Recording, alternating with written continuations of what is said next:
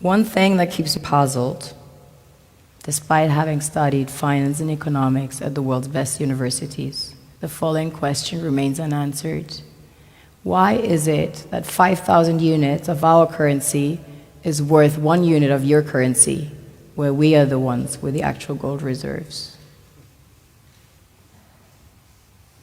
It's quite evident that the aid is in fact not coming from the West to Africa, but from Africa to the Western world. The Western world depends on Africa in every possible way, since alternative resources are scarce out here. So how does the West ensure that the free aid keeps coming? By systematically destabilizing the wealthiest African nations and their systems, and all that backed by huge PR campaigns, leaving the entire world under the impression that Africa is poor and dying and merely surviving on the mercy of the West. Well done, Oxfam, UNICEF, Red Cross, Life Aid, and all the other organizations that continuously run multi-million-dollar advertisement campaigns depicting charity porn to sustain that image of Africa globally. Ad campaigns paid for by innocent people under the impression to help with their donations. While one hand gives under the flashing lights of cameras, the other takes in the shadows. We all know the dollar is worthless, while the euro is merely charged with German intellect and technology, and maybe some Italian pasta. How can one expect donations from nations that have so little? It's super sweet of you to come with your colored paper in exchange for our gold and diamonds.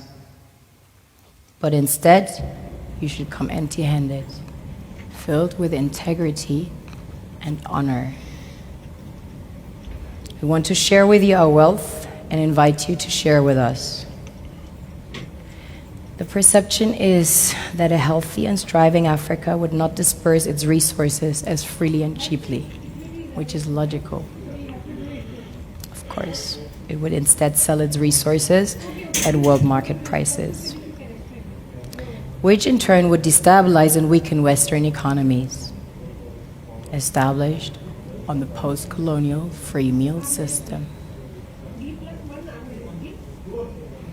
Last year, the IMF reports that 6 out of 10 of the world's fastest growing economies are in Africa, measured by their GDP growth. The French Treasury, for example, is receiving about $500 billion year in, year out, in foreign exchange reserves from African countries based on colonial debt they forced them to pay. Former French President Jacques Chirac stated in an interview recently that we have to be honest and acknowledge that a big part of the money in our banks comes precisely from the exploitation of the African continent.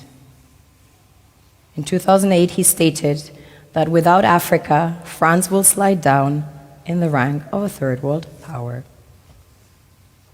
This is what happens in the human world, the world we have created.